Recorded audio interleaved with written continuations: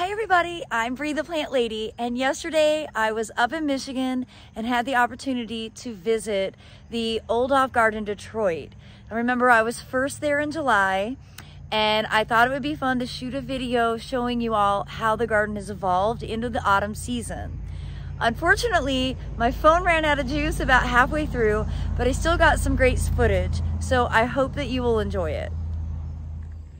Hi Bree, I'm Richard Thomas, and I'm here at the Oudolf Garden Detroit and showing off such gorgeous, gorgeous colors and the beginning of journey into senescence for all these incredible plants that Pete Oudolf has chosen for these beds in his legacy designs.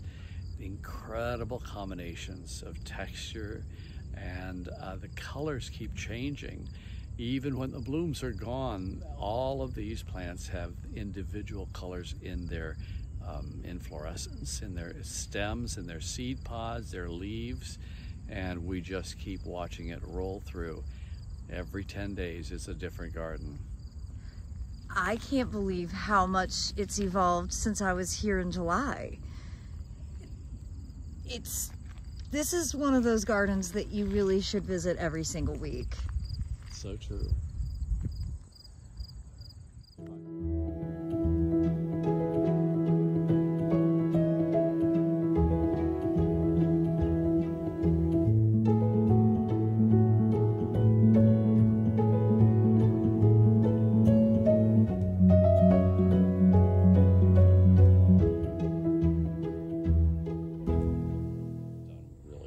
So happy with them.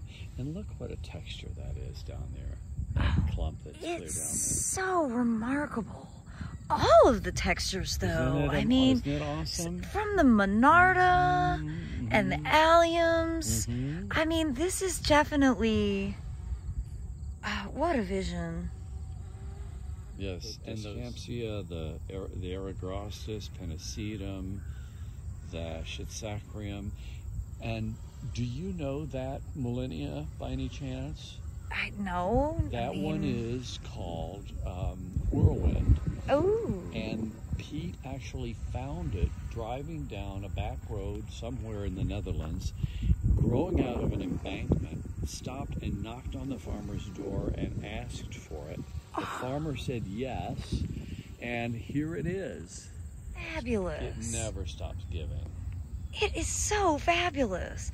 And I really like the look with the Asclepias seeds getting caught in the astilbe. Yes, it's true. Oh, it's so charming.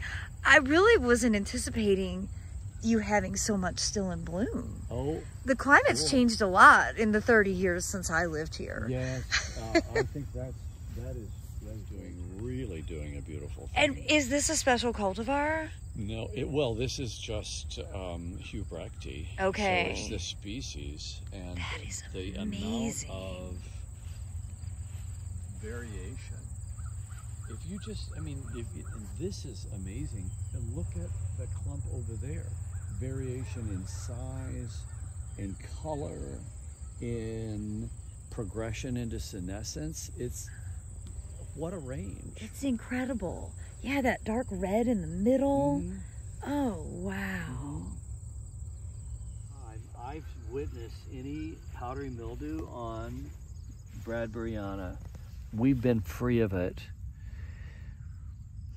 It just is it's so unusual. It's just right here. It is right here. Is it from lawn? Yes. That is, I don't know where else to go with that. Right. She's beautiful. Oh, so spectacular. I think you're right. I think they're just hatching. Yeah, yeah. I remember and see in this bed we had, and you know how they crawl away from the host plant, hatching all morning. That is so cool. I mean, that one looks pretty freshly hatched. Yeah, it really does. Look at that. I mean, it looks like it's just unfolding. Well, you can hop in my luggage and I'll help you back down saddle. There you go.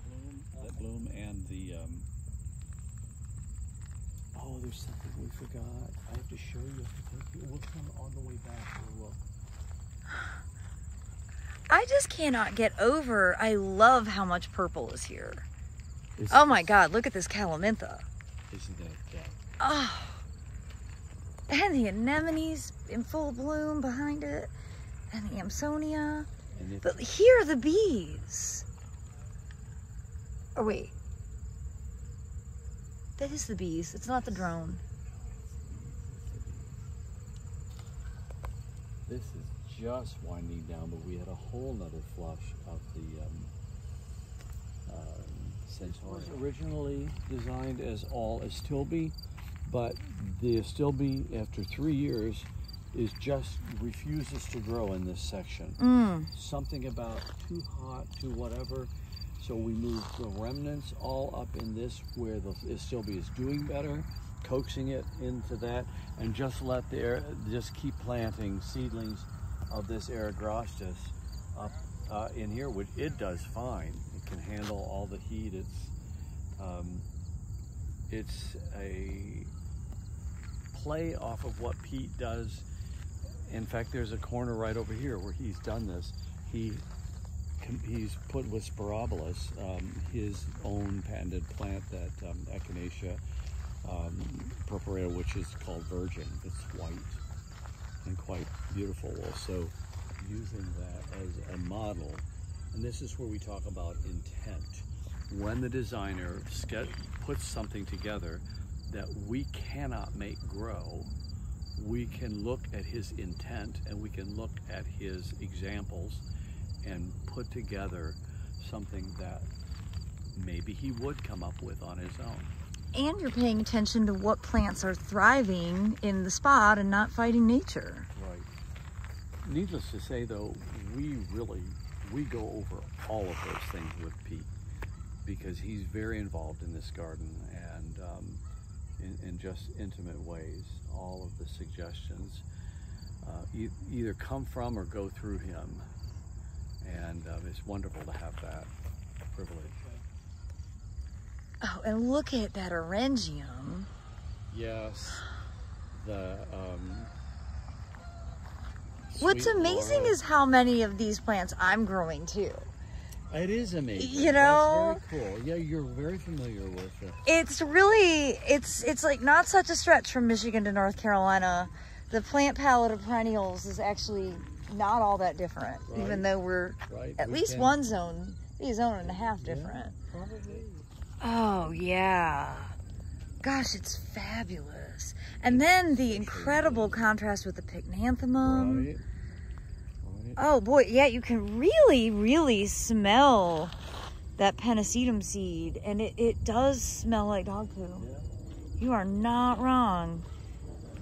Interesting observation. Not as fast at growing, and you see it's darker. This Schizachrium is called smoke signals.